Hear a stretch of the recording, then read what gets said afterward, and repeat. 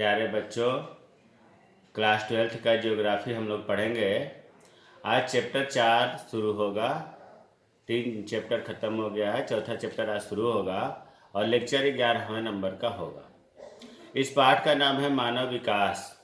इससे पहले जो तीसरा पाठ खत्म हुआ, जनसंख्या संगठन खत्म हुआ, हमें उम्मीद है कि आप तीनों पाठ को बढ़िया से पूरा कर लिए होंगे। चौथा पाठ आज हम लोग शुरू करेंगे, मानव विकास। प्यारे बच्चों, सबसे पहले हम ये जाने मानव विकास क्या है। देखो, ये कोई वैसा मैथ तो है नहीं कि इसे समझाया जा सकता। इसे इत्मीनान से कहानी के अनुसार ढाल करके याद करना पड़ता है। अब देखो, मानव विकास क्या है। मानव का आप जान ही रहे हैं कि मनुष्य से है और विकास का मतलब डेवलपमेंट से। मानव विकास की अवधारणा का प्रतिपादन डॉक्टर महबूब उल हक ने किया था। पाकिस्तान के ये एक वैज्ञानिक थे, डॉक्टर महबूब उल हक। इन्होंने ही मानव विकास की खोज की, अवधारणा दिया या प्रतिपादन किया। एक नंबर का क्वेश्चन बहुत महत्वपूर्ण है। डॉक्टर हक ने मतलब महबूब उल हक ने मानव विकास का तात्पर्य, देखिए मानव विकास का अर्थ इन्होंने क्या बताया। मनुष्य के जीवन में विकल्पों में वृद्धि करना। पहला इन्होंने महत्व बताया, मनुष्य के जीवन में विकल्पों में वृद्धि करना। इसका मतलब क्या हुआ? इसका मतलब ये हुआ कि जैसे मान लीजिए पहले हम लोगों के पास पैसे नहीं रहते थे, तो कपड़े खरीदने जब जाते थे दुकान पर, तो किसी भी तरह से एक कपड़ा ले आते थे और वही घर पर पहनते थे। रोज़ कहीं जाना आना हो घर पर वही एक पहनते थे। लेकिन जैसे ही विकास हुआ, जैसे ही हम लोगों के पास पैसा बढ़ा, हम लोग कई कपड़े खरीद लिए और आज कहीं जाना होता है तो विकल्प चुनते हैं कि कौन सा पहने। तो ये विकल्प जो वृद्धि हुई विकल्पों में, ये विकास का ही अर्थ है। तो हक ने ये बताया कि विकल्पों में वृद्धि होना विकास का अर्थ हुआ। और क्या बताया? मनुष्य के जीवन में सुधार लाना है। जीवन स्तर में पहले किसी तरह से एक टाइम का खाना मिलता था, अब लोग 2 टाइम खाते हैं, 2 टाइम नाश्ता करते हैं। उनका जीवन स्तर सुधर गया। तो ये विकास का ही तो लक्षण है। तो विकास का एक अर्थ यह हुआ कि मनुष्यों के जीवन में सुधार लाना है। विकास, मानव विकास का मूल उद्देश्य ऐसी दशाओं को उत्पन्न करना है जिनमें लोग सार्थक जीवन व्यतीत कर सकते हैं। महबूब उल हक ने यह बताया कि विकास का मुख्य उद्देश्य ऐसी दशा, ऐसी परिस्थिति उत्पन्न करना है कि सभी लोग सार्थक जीवन जिए। सार्थक जीवन का मतलब हुआ कि वह स्वस्थ रहे, लंबे समय तक जीवित रहे और उसके जीवन का कोई उद्देश्य हो। ऐसा नहीं हो कि दूसरे पर आश्रित हो, तो वो सार्थक जीवन नहीं जी रहा है। 3 बातें हमने बताया सार्थक जीवन में। पहला स्वस्थ हो, दूसरा लंबे समय तक वो जीवित रहे। जीवित तभी रहेगा जब स्वस्थ रहेगा, और उसके जीवन का कोई न कोई उद्देश्य हो, समाज सेवा, वैज्ञानिक कार्य करना, है ना। तो सार्थक जीवन कहते हैं। मानव विकास के मुख्य केंद्र बिंदु, देखो बहुत महत्वपूर्ण है, ये पूछता है 1 नंबर में, मानव विकास के मुख्य केंद्र बिंदु कौन कौन से हैं? तो 3 होते हैं। पहला है दीर्घ एवं स्वस्थ जीवन जीना। दीर्घ का मतलब लंबे समय तक, स्वस्थ का मतलब निरोग जीवन जीना, जिसको एक शब्द में हम कह सकते हैं स्वास्थ्य।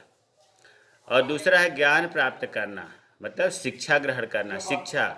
और तीसरा है एक शिष्ट जीवन जीने के लिए पर्याप्त साधनों का होना। कोई बहुत ही उसके पास दिमाग हो, मस्तिष्क हो, वो स्वस्थ हो और साधन की उपलब्धता ही ना हो, तो फिर वो कैसे विकास करेगा?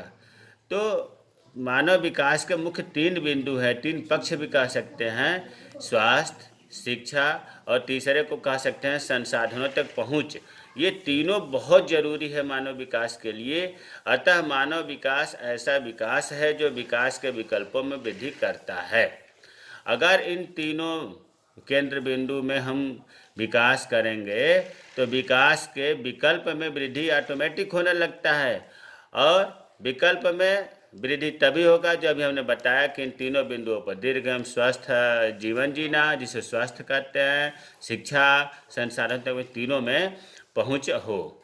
जिसकी या जिस देश की इन तीनों बिंदुओं में क्षमता कम हो जाएगी, देखो लिखा है, यदि इन क्षेत्रों में लोगों की क्षमता नहीं है तो विकल्प भी सीमित हो जाएंगे।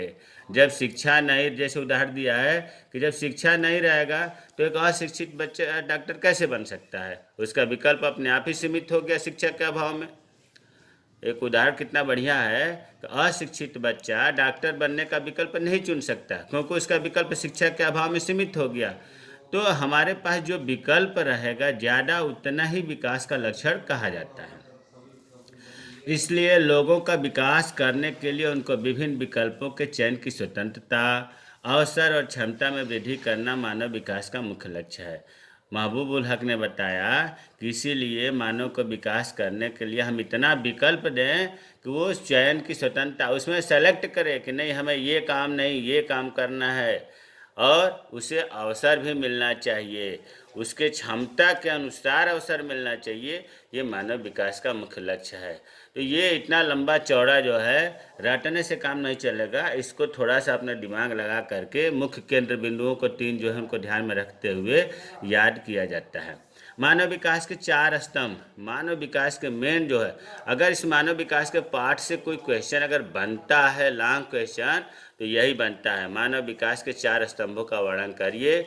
4 स्तंभ कौन कौन से हैं? समता, सतत पोषणीयता जिसको निर्वहन भी कहते हैं, तीसरा उत्पादकता, चौथा सशक्तिकरण। एक एक करके पढ़ते हैं। पहला समता। देखो समता का आशय एक संतुलित समाज या प्रदेश से है। संतुलित समाज से मतलब समान रूप से सबको माना जाए, सबको देख रेख में रखा जाए, समाज में बंटवारा न हो, संतुलित समाज हुआ। इसके अंतर्गत प्रत्येक व्यक्ति को उपलब्ध अवसरों के लिए समान पहुंच की व्यवस्था करना महत्वपूर्ण है। अगर कोई अवसर मिलता है, कोई मान लो नौकरी की वैकेंसी आती है, तो सबको फॉर्म भरने का अवसर मिलना चाहिए। उसमें आगे लिखा है जिससे लोगों को उपलब्ध अवसर लिंग, प्रजाति, आय, जाति का भेदभाव के विचार के बिना समान रूप से मिल सके। अगर कोई नौकरी की फॉर्म आती है तो उसमें बंटवारा ना हो कि स्त्री के लिए है या पुरुष के लिए है, ये इंडियन के लिए है, ये कनाडियन के लिए है, ये गरीबी अमीरी या जात पात के आधार पर जैसा कि आजकल हो रहा है, ये चीज़ नहीं होना चाहिए। भारत में स्त्रियों और सामाजिक आर्थिक दृष्टि से पिछड़े हुए वर्गों तथा दूरस्थ क्षेत्रों में निवास करने वाले व्यक्तियों को विकास के समान अवसर प्राप्त नहीं होते। ये कह रहा है कि भारत में कुछ ऐसे जगह हैं जहाँ पर स्त्रियों को अभी बराबरी नहीं माना जाता है, समाज उसे पिछड़ा, आर्थिक रूप से पिछड़ा, बहुत दूर दराज स्थित आदि मानव जो कहते हैं जंगलों में रहते हैं लोग, उनका विकास के अवसर ही नहीं मिलता। अतः मानव विकास का उद्देश्य है कि ये अभाव जो दूर दराज क्षेत्रों में निवास करते हैं, जो स्त्रियों को सामाजिक आर्थिक दृष्टि से पिछड़ा माना जाता है, जाति प्रजाति के आधार पर उनको भेदभाव किया जाता है, ये सब दूर करने का प्रयास किया जाना चाहिए। दूसरा है सतत पोषणीयता जिसको निर्वहन भी कहते हैं।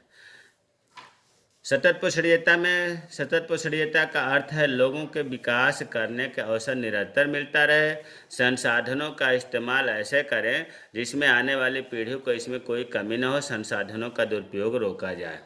प्यारे बच्चों, ये समझ में नहीं आया होगा। देखो सतत का मतलब होता है निरंतर, लगातार। पोषणीयता का मतलब होता है जीवन जीने का, विकास करने का अवसर मिलता रहे। मान लीजिए कि हम आज दिन पर दिन पेट्रोल का, कोयले का, खनिज पदार्थ का दोहन कर रहे हैं, रात दिन उसका खनन करते जा रहे हैं। अगर ख़त्म हो जाएगा तो आने वाली जो पीढ़ी होगी, जो संतानें होंगी, वो कैसे उपयोग करेंगी?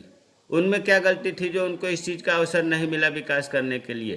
तो यही कह रहा है कि जो संसाधनों का दुरुपयोग हो रहा है उसे रोका जाए, जितनी ज़रूरत है उतने ही निकाला जाए ताकि आने वाली पीढ़ी को कोई दिक्कत न हो। एक उदाहरण से समझते हैं। जैसे मान लीजिए कि 3 पीढ़ी लेते हैं। जैसे बाबा ग्रैंडफादर के ज़माने में लोग पानी नदियों से पीते थे, गंगा नदी, यमुना नदी से पानी पीते थे, पानी की कमी नहीं थी।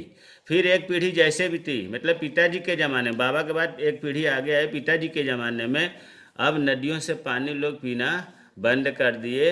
अब किससे पीने लगे? कुओं से और तालाबों से। दायरा कम हो गया। फिर बाबा के बाद जब अगली पीढ़ी आई पिताजी के बाद, फिर हम लोगों की आई, तो फिर क्या हुआ?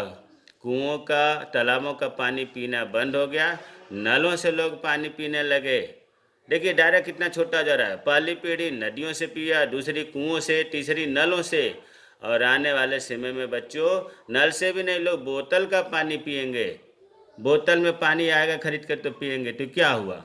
ये प्राकृतिक संसाधनों का दुरुपयोग ही तो हुआ जो आज पानी का अभाव हो रहा है। तो दूसरा हुआ सतत पोषणीयता।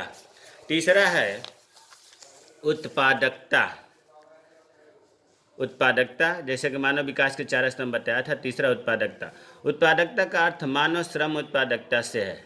लोगों को समर्थ और सक्षम बनाकर मानव श्रम की उत्पादकता को निरंतर बेहतर बनाना चाहिए। उत्पादकता का मतलब यहाँ फसलों के उत्पादन से नहीं है, ये मानव विकास की बात हो रही है। मानव उत्पादकता का मतलब हुआ कि मानव के अंदर श्रम करने की क्षमता कितनी अधिक उत्पन्न हो। जितना ही वो स्वस्थ रहेगा, जितना ही वो पढ़ा लिखा होगा, जितना ही वो संसाधनों तक उसकी पहुंच होगी, उतना ही वो श्रम उत्पादकता करेगा, काम ज़्यादा करेगा। तो वही है, लोगों को समर्थ बनाना है, सक्षम बनाना है, ताकि मानव श्रम के उत्पादन को अधिक से अधिक कर सके। सशक्तिकरण। आर्थिक व सामाजिक रूप से पिछड़े हुए लोगों को हर तरह से समर्थ बनाना, जिससे वे विकास चुनने के लिए स्वतंत्र हो। सशक्तिकरण का मतलब होता है मजबूत। विशेष तौर से स्त्रियों को या निम्न जातियों को, सामाजिक रूप से जो पिछड़े हुए लोगों को माना गया है, उनको हम मजबूत करें, आर्थिक रूप से मजबूत करें, सामाजिक रूप से मजबूत करें, ताकि आने वाले समय में वो विकास के हर विकल्प को चुनें और मानव विकास अधिक से अधिक हो। देखो बच्चों, ये जो मानव विकास है ना, ये मुख्य रूप से 3 बिंदुओं पर, अभी पीछे भी चर्चा हुआ था कि 3 बिंदुओं पर निर्भर है। पहला है दीर्घ एवं स्वस्थ जीवन जीना, जिसे हम स्वास्थ्य कहते हैं। दूसरा है ज्ञान प्राप्त करना, जिसे शिक्षा कहते हैं। तीसरा है शिष्ट जीवन जीने के लिए पर्याप्त साधनों का होना, संसाधनों तक पहुंच जिसे कहते हैं। इन तीनों क्षेत्रों में ही विकास जब होता है तो मानव विकास का लक्ष्य प्राप्त होता है। पहले का ज़माना गया कि जिसके पास जितना पैसा होगा, आर्थिक वृद्धि जितना हुई अधिक होगी, वो अधिक धनी कहा जाएगा, अधिक विकास माना जाएगा। अब ऐसा नहीं है, केवल पैसा माने नहीं रखता, बल्कि स्वास्थ्य, शिक्षा और संसाधनों तक पहुंच महत्वपूर्ण है। जो देश जितना अधिक इन पर पकड़ बनाए रखता है, वो उतना ही अधिक मानव विकास के श्रेणी के अंतर्गत आता है। जय हिंद, जय भारत।